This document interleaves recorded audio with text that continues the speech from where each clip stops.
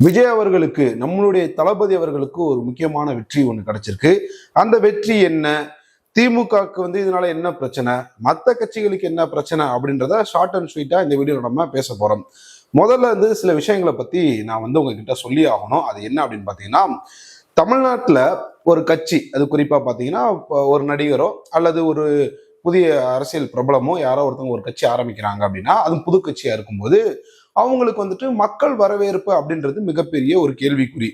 அதுல எம்ஜிஆர் அவர்களுக்கு மக்கள் வரவேற்பு நல்லா இருந்தது. ஆனா அதெல்லாம் ஓட்டா மாறுமா அப்படின்ற கேள்வி அன்னைக்குமே இருந்துச்சு. விஜயகாந்த் அவர்கள் கட்சி ஆரம்பிக்கும் போது மக்கள் ஆதரவு நல்லா இருந்துச்சு. அது ஓட்டா மாறுமா அப்படின்றது ஒரு கேள்வியா இருந்துச்சு. இந்த ரெண்டு கேள்விக்கான பதில் உங்க எல்லாருக்குமே தெரியும்.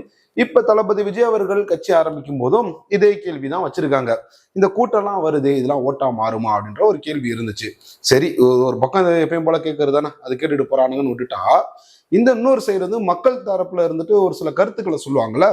தமிழ்நாட்டுல எந்த ஒரு அரசியல் கட்சி தலைவருக்கும் இல்லாத அளவு மிகப்பெரிய வரவேற்பை தமிழ்நாட்டு மக்கள் விஜய் அவர்களுக்கு கொடுத்திருக்காங்க. எப்படி இதை சொல்றோம்னா, பல கட்சியை சார்ந்த ஊடகங்கள், பல்வேறு நிறுவனங்களை சார்ந்த ஊடகங்கள், பல்வேறு அமைப்புகளை சார்ந்த ஊடகங்கள், அப்புறம் தன்னிச்சையா செயல்படக்கூடிய சில சுயேட்சை ஊடகங்கள், இப்படின்ட்டு ஏகப்பட்ட ஊடகங்கள் இருக்காது. உங்களுக்கு எல்லாமே தெரியும். இந்த ஊடகங்கள் எல்லாமே மக்கள் கிட்ட போய் கேட்கும் போது அவங்க எல்லாருமே ஒரே மாதிரியான பதில தான் சொல்றாங்க. எங்களுக்கு இத்தனை நாள் பாத்தீங்கன்னா திமுக எப்படி ஆட்சி பண்ணாங்கன்னு எங்களுக்கு தெரியும், அதிமுக எப்படி ஆட்சி பண்ணியிருக்காங்க அப்படின்றது எங்களுக்கு தெரியும். இவங்கெல்லாம் மாறணும், எங்களுக்கு இவங்க ரெண்டு பேர் மீதுலயுமே எங்களுக்கு அதிருப்தி தான் இருக்கு. எங்களுக்கு எங்களுடைய மகன் விஜய் அவர்கள் ஆட்சிக்கு வரணும், மக்கள் அப்பதான் நாங்க எல்லாருமே அடுத்த கட்டத்தை நோக்கி எங்களுடைய வாழ்வியல் அடுத்த கட்டத்தை நோக்கி போகும் அப்படின்ற அளவுக்கு அவங்க மக்கள் விஜய் மேல ஒரு நம்பிக்கையில தான் இருக்காங்க. நம்மளுடைய தலைவர் நம்மளுடைய தளபதி விஜய் அவர்களுமே பாத்தீங்கன்னா நம்மளுடைய கொள்கையிலே இருக்கு, பிறப்புக்கும் எல்லா உயிருக்கும் அப்படின்ற மாதிரி எல்லாருக்கும் எல்லாமே கிடைக்கணும் அப்படின்ற ஒரு உன்னதமான ஒரு முக்கியமான ஒரு கோட்பாடை மனசுல நிறுத்தி தான் அவர் அரசியல் பண்ணிட்டு இருக்காரு. இது மக்கள் எல்லாருக்குமே பிடிச்சிருச்சு. அதனாலதான் சின்ன பசங்கள்ல இருந்து வயசான தாத்தா பாட்டி வரைக்கும் எல்லாருமே ஒரே மாதிரி சொல்ற கருத்து என்னன்னா, நாங்க அடுத்த எலெக்ஷன்ல, அதாவது இந்த வரக்கூடிய 2026 சட்டமன்ற தேர்தலில் விஜய் அவர்களுக்கு தான் ஓட்டு போட போறோம் அப்படின்றத சாலிடா அடிச்சு சொல்றாங்க. சரி, இதனால திமுக என்ன பிரச்சனை? அவ்வளவுதான், காலியாவனுங்க.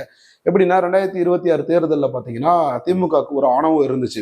என்ன ஆணவம் அப்படின்னா, நாங்க நல்ல ஆட்சி தான் கொடுக்குறோம், நாங்க அதை பண்றோம், நாங்க இதை பண்றோம் அப்படின்னு சொல்லிட்டு இந்த விளம்பரத்துக்கு முன்னாடி ஒரு போஸ்டர் ஓட்டுவானுங்கல்ல, அந்த மாதிரி விளம்பர மாடல் அரசா தான் இந்த திமுக அரசு இருக்கு. திராவிட மாடல் அப்படின்ற பேர்ல எவ்வளவு கொள்ளையடிச்சிருக்காங்க அப்படின்றத நீங்க எல்லாருமே பார்த்துட்டு தான் இருக்கீங்க. அதே மாதிரி நாங்க எழுத்துரிமைக்கு பேச்சுரிமைக்கு நாங்க முக்கியத்துவம் கொடுப்போம்னு சொல்லிட்டு பேசினவங்கள ஃபுல்லாம் தூக்கி உள்ள போட்ட கதையும் நீங்க பார்த்துருப்பீங்க. மக்களுக்கு நாங்க சொல்லாததையும் செய்வோம் சொன்னதையும் செய்வோம்ன்ற மாதிரி அப்படி இப்படின்னு உருட்டி இதுவரைக்கும் அவங்க கொடுத்த வாக்குறுதியில வெறும் 63 வாக்குறுதியை மட்டும் தான் நிறைவேற்றிருக்காங்களா. 500க்கு மேல வாக்குறுதி கொடுத்துருக்காங்க. கிட்டத்தட்ட பாத்தீங்கன்னா ஒரு 13% வாக்குறுதிகளை தான் அவங்க நிறைவேற்றிருக்காங்க. அப்ப மிச்சத்துல என்ன ஆச்சு? அப்படியே அந்த மனு கொடுத்தோம் பாத்தீங்களா, மனு ஆத்துல பூச்சு பாருங்க, அந்த மாதிரிதான் இந்த வாக்குறுதிகளும் காத்தோட காத்தா போயிருச்சு. இவர்களை மீண்டும் ஆட்சியில் அமர்த்தினா என்ன பிரச்சனை வரும் அப்படின்னு பாத்தீங்கன்னா, தமிழ்நாடு மக்கள் இப்ப என்ன நிலைமையில இருக்கீங்களோ இதோட அடுத்த இன்னும் கீழே தான் நம்மளால போக முடியும். ஏன்னா விவசாயிகளுக்கு பாதுகாப்பு கிடையாது, மருத்துவர்களுக்கு பாதுகாப்பு கிடையாது, குழந்தைகளுக்கு, பெண்களுக்கு, யாருக்குமே பாதுகாப்பு இல்லாத ஒரு காட்டாட்சி தான் இங்க நடந்துகிட்டு இருக்கு அப்படின்றது என்னுடைய கருத்து. இதெல்லாம் மாறணும். பெண்களுக்கான பாதுகாப்பு கொடுக்கணும், மாணவர்களுக்கான உரிமையை கொடுக்கணும், அவங்களுக்கு முன்னுரிமை கொடுக்கணும். அதே மாதிரி விவசாயிகள், மருத்துவர்கள், இப்படி எல்லா ஆசிரியர்கள், இப்படி எல்லா தரப்பினருக்கும் நம்ம ஒரு முக்கியத்துவம் கொடுக்கணும், அவங்களுடைய வாழ்வியல் முன்னேறணும் அப்படின்ற ஒரு எண்ணம் இருந்துச்சு அப்படின்னா நமக்கு ஒரே ஆப்ஷன் நம்மளுடைய தளபதி விஜய் அவர்களுடைய ஆட்சி அமையிறது தான். இதுல நானும் தெளிவா இருக்கேன், மக்களும் தெளிவா இருக்காங்க. இந்த தெளிவு தான் பிற கட்சிகள், அது குறிப்பா பாத்தீங்கன்னா திமுக, அதிமுக, பாஜக, பாமக, அப்புறம் விசிக, நம்மளுடைய அண்ணன் சீமான் அவர்கள், இவங்க எல்லாரையுமே அஃபெக்ட் பண்ணியிருக்கு. இவங்க எல்லாருக்கும் இப்போ ஒரு பெரிய டாஸ்க் என்னன்னா, இவங்க என்னடா பிரச்சாரமே பண்ணாம மக்கள் அவங்க சைடு திரும்பிக்கிட்டு இருக்காங்க, இப்படி போயிட்டு இருந்துச்சுன்னா எப்படி நம்ம அடுத்த எலெக்ஷன்ல ஜெயிக்க முடியும், இதையாச்சும் பண்ணி அவர் மேல ஒரு அவதூற பரப்பியாச்சும் நம்ம ஜெயிக்கணும் அப்படின்ற ஒரு எண்ணத்துலதான் இப்ப செயல்பட்டு இருக்காங்க. மக்கள் தெளிவா இருக்காங்க. நீங்க என்ன வேணா பண்ணுங்க, என்ன வேணா உருட்டுங்க, எங்களுடைய ஓட்டு விஜய் அவர்களுக்கு தான் அப்படின்றதுல தெளிவா இருக்காங்க. ஸோ தேர்தலுக்கு முன்னாடியே பாத்தீங்கன்னா நம்மளுடைய தளபதி அவர்களுக்கு கிடைத்த ஒரு மிகப்பெரிய வெற்றியா தான் நான் இதை பாக்குறேன். இந்த விஷயத்த நீங்க எப்படி பாக்குறீங்க?